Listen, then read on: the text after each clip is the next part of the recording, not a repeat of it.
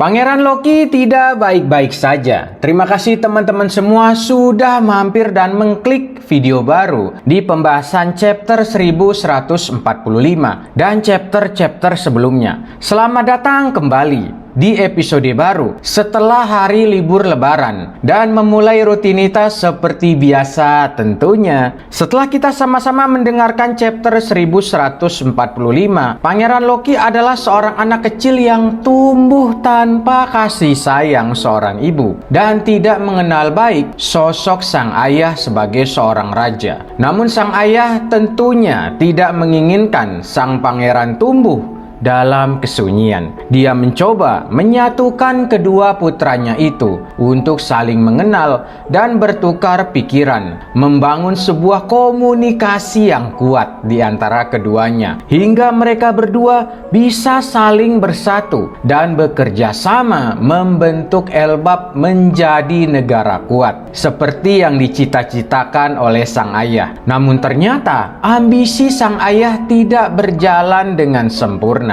Sebuah perbedaan besar yang terlalu mencolok muncul dan melahirkan konflik di antara kedua putranya itu. Mereka berasal dari dua ibu raksasa yang berbeda. Sang adik terlalu perkasa dengan warisan darah bangsa raksasa kuno dari sang ayah. Sementara sang kakak terlahir sebagai keturunan raksasa biasa karena warisan dari sang ibu. Dari sini kita bisa menarik sebuah teori. Bangsa raksasa kuno terdiri dari berbagai ras, bertanduk dan tidak bertanduk. Ras tidak bertanduk mungkin disebabkan dari salah satu keturunan, hasil pernikahan campuran antara ras raksasa bertanduk dengan ras manusia lainnya. Sementara setiap ras bertanduk juga memiliki ukuran dan bentuk tanduk yang berbeda. Tidak salah jika beberapa nakama mengatakan Kaido kemungkinan besar adalah salah satu dari putra Raja Herald. Bang Ilham juga berpikir seperti itu awalnya. Namun jika diperhatikan kembali, ukuran dan bentuk tanduknya, ternyata mereka tidaklah mirip. Leluhur bangsa raksasa kuno dengan bentuk dan tanduk menyerupai Raja Herald kemungkinan besar adalah ras raksasa kuno yang memiliki darah bangsawan Elbap. Sementara bentuk dan ukuran tanduk dari ras lainnya kemungkinan memiliki martabat sebagai kesatria ras raksasa. Mereka menjalani takdir menjadi prajurit pelindung negara Elbap. Tumbuh tanpa mengenal baik sosok sang ayah, kedua putra Raja Herald menjadi dewasa dengan identitas baru mereka, menjalani dua takdir yang berseberangan. Sang kakak berlatih menjadi kesatria ras raksasa dengan membentuk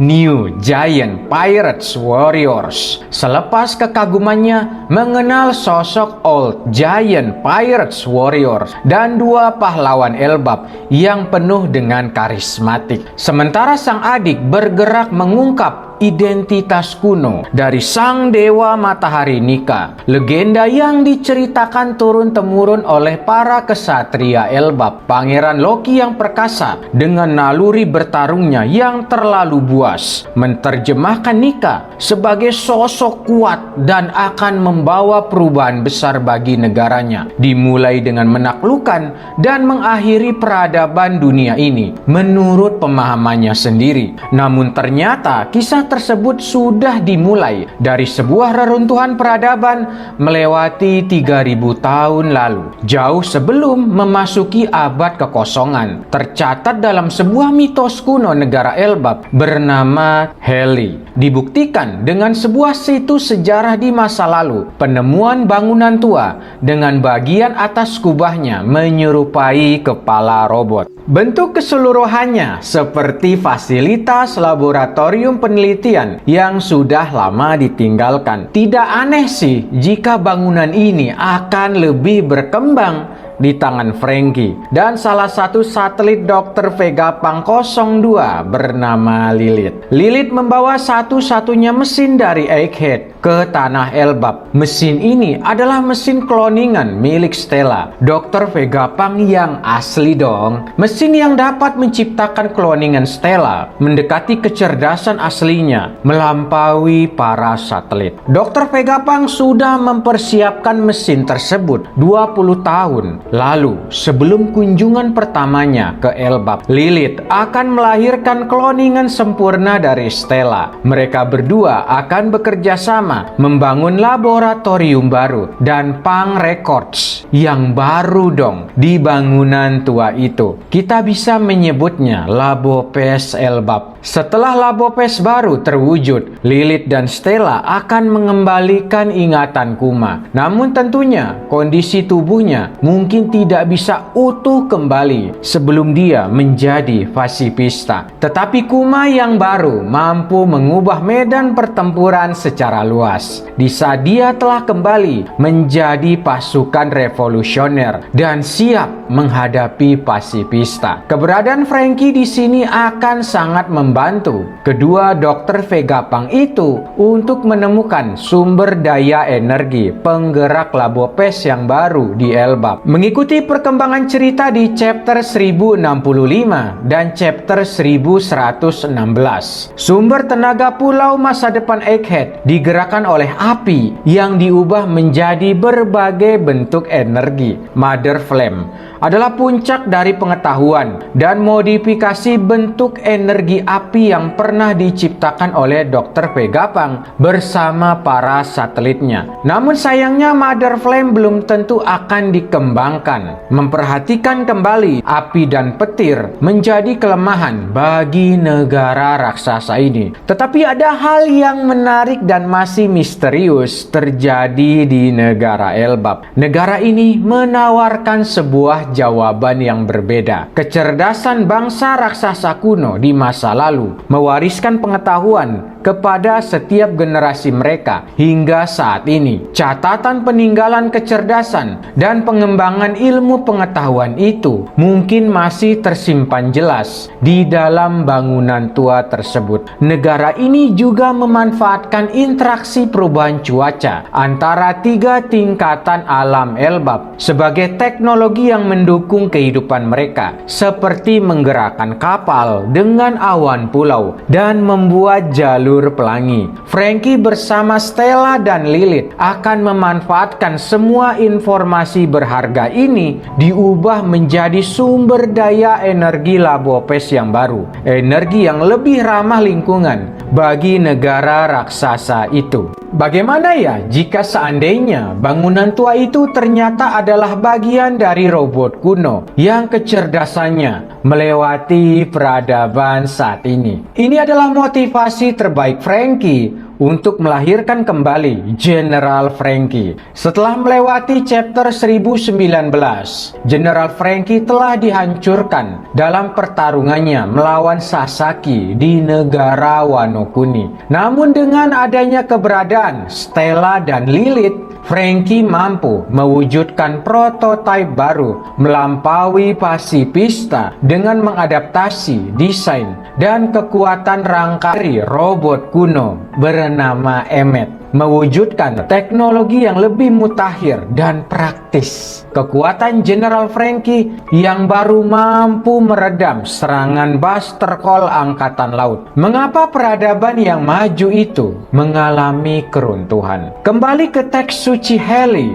di bagian dunia pertama. Peradaban pertama mengalami kemajuan pesat dari segi ilmu pengetahuan maupun perkembangan sosial dan budaya. Kepentingan demi kepentingan pun dijalankan oleh kemunafikan untuk memperluas kekuatan geopolitik negara raksasa di masa itu. Para bangsa raksasa kuno mencapai puncak kejayaan mereka, namun abad keemasan tetap mengalami keruntuhan karena sifat alami mereka yang terus dipertahankan, menyukai kekerasan, peperangan, dan penaklukan. Perbudakan pun diakui keberadaannya dan diberlakukan di negara dan kerajaan yang telah ditaklukkan demi keberlangsungan dan kestabilan ekonomi, menjaga kemegahan peradaban. Legenda matahari kuno Nika pun hadir, membebaskan para budak dan berperang melawan penguasa peradaban pada masa itu, melahirkan perang saudara di antara sesama bangsa raksasa kuno dan memulai revolusi kebebasan besar-besaran di negara ataupun kerajaan-kerajaan jajahan. Peperangan besar dimulai dengan adu kekuatan kecerdasan buatan, tetapi harus diakhiri oleh benturan antara api melawan petir. Para suku-suku dan ras raksasa yang selamat bermigrasi meninggalkan peradaban dan kebudayaan yang megah itu di sekitar wilayah pohon harta karun Adam menuju wilayah baru yang saat ini bernama alam matahari Midgard. Sejarah kelam ini memaksa Raja Harold mencabut paksa tanduknya demi meninggalkan warisan dan tradisi kelam dari leluhurnya di masa lalu, menggantinya menuju sebuah era yang baru, membuka perekonomian dengan dunia luar. Namun di tengah-tengah perjalanan menuju mimpinya itu, Raja Harold nan Agung tidak membarengi kedua putranya menemukan jati diri mereka. Di masa-masa pencaharian jati dirinya itu, sang Pangeran Loki berjalan menemukan identitas barunya. Tetapi skenario buruk pun bermunculan dan terus bermunculan dalam bentuk ramalan dan mitos, membuatnya dikenal sebagai Pangeran Petaka. Namun dia tidak terlalu menghiraukan perkataan bangsa dan negaranya yang terjadi di masa itu. Dia menganggap kaum di negaranya itu sebagai bangsa yang lemah dan berpandangan terlalu kolot atau kuno. Dia pergi menjelajahi lautan, meninggalkan Elbap demi menemukan sosok panutan yang dianggapnya layak dan disetarakan dengan legenda Nika. Sampai di sebuah peristiwa, takdir unik mempertemukannya dengan bajak laut Rox di sebuah tempat misterius. Sebelum 38 tahun lalu di West Blue, peristiwa God Valley. Rox disebek. Si pemilik dari salah satu nama keluarga di ini menghembuskan takdir yang unik. Namanya menggema ke seantero dunia dan mengundang ketertarikan berbagai kelompok-kelompok bajak laut kecil menjadi aliansi barunya. Berbagai nama besar lainnya pun turut hadir mengikutinya, menjadi bagian dari bajak laut besarnya itu, mencari ketenaran dan kejayaan hingga menjadikannya sebagai kandidat utama raja dunia. Daya tariknya yang terlalu kuat mempertemukannya dengan Pangeran Loki yang sudah terlalu lama menaruh perhatian besar untuk menyatu menjadi salah satu dari anggota bajak lautnya. Namun ternyata takdir itu bukanlah untuk sang pangeran. Dia mendapatkan pengabaian yang menyakitkan dari Rox di Sebek. Dia tersakiti dan tidak seberuntung Monkey di Luffy yang ditakdirkan bertemu dengan Akagami no Shanks. Rox di Sebek mengingatkan kita semua kepada Marshall D. Teach yang sangat berhati-hati tentunya dan cermat menyeleksi anggota baru sebelum menjadi bagian dari bajak lautnya. Charlotte Linlin yang jauh lebih perkasa melebihi para kesatria ras raksasa Elbap. Naluri bertarungnya mendapatkan simpati yang jauh lebih baik dari Rox di Sebek dibandingkan dengan Pangeran Loki. Ketangguhannya sudah dianggap setara dengan wakil admiral, bahkan admiral di usianya yang baru menginjak 5 tahun. Seandainya Rox di Sebek lebih memilih Pangeran Loki dibandingkan dengan Charlotte Linlin, situasi ini pasti akan menyebabkan perang terbuka dan akibat yang sia-sia antara kesatria Elbap dengan bajak laut Rox. Pertarungan yang akan merugikan kedua belah pihak. Hanya angkatan laut yang diuntungkan jika perang ini benar-benar terjadi. Mereka jauh lebih mudah mengalahkan Rox di saat anggotanya telah terpecah belah akibat perang tersebut, dan Elbap mungkin jauh lebih mudah ditaklukkan dibandingkan dengan era saat ini. Ketidakberuntungan Pangeran Loki mewujudkan skenario buruk di negaranya semakin menjadi-jadi. Dia benar-benar mendapatkan julukan sebagai Pangeran Pembawa Bencana. Pangeran Loki dan Hajrudin menjadi korban dari pengabaian sang ayah demi mengejar cita-citanya itu. Chapter 1145 menarik perhatian kita semua untuk menggerakkan teori jika Raja Herald mungkin memiliki hubungan baik dengan Mother Caramel. Fakta berbicara di chapter 866. Mother Caramel adalah manusia pertama yang mengubah negara raksasa itu menuju ke arah kedamaian, menghentikan pertumpahan darah yang sia-sia antara manusia dengan ras raksasa, mengganti Elbap menjadi tempat di mana berbagai ras manusia bisa hidup berdampingan dan saling bantu-membantu. Mother Caramel baru saja melakukan pergeseran besar yang telah mengubah situasi politik di negara raksasa itu. Dia turut menginspirasi seorang raja raksasa untuk mengubur tradisi kelam di negaranya menjadi negara yang terbuka untuk memulai transaksi perdagangan dengan dunia luar. Raja itu bernama Raja Herald. Namun fakta lainnya yang tidak kalah mengejutkan, Mother Caramel sebenarnya adalah seorang penjual anak yatim piatu yang telah melakukan transaksi perdagangan anak manusia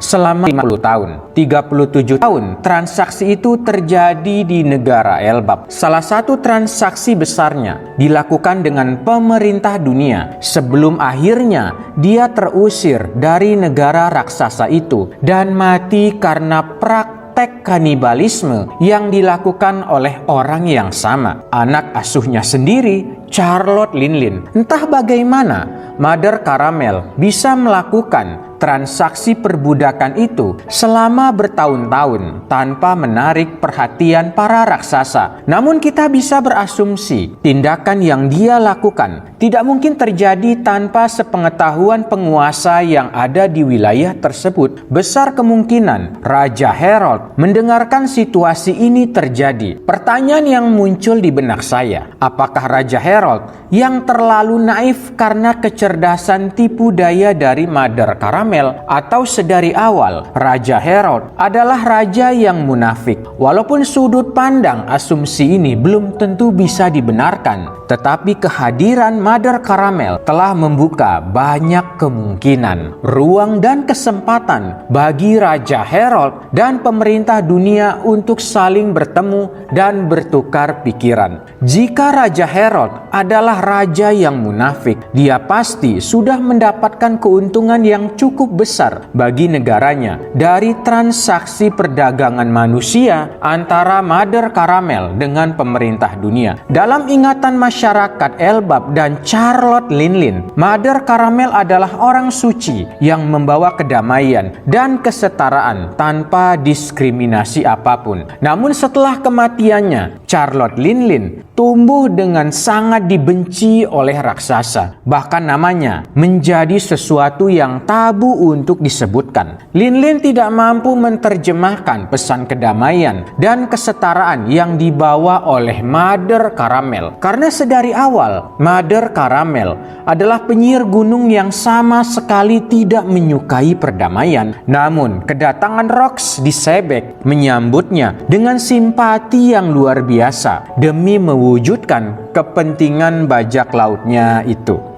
Jadi siapakah tokoh dengan peran ganda selanjutnya yang sedang memainkan peran sempurna dan terlibat di berbagai kepentingan-kepentingan dengan karakter lainnya? Sangat layak untuk dinantikan di chapter-chapter berikutnya. Kita kembali ke chapter 1145. Semua pasti setuju peran anak kecil di setiap perjalanan plot-plot cerita selalu mengubah situasi pertempuran berjalan menuju ke arah keseimbangan konflik cerita, mengantarkan sebuah realita dan imajinasi seperti di chapter-chapter sebelumnya. Setiap musuh akan menemukan lawan yang setara.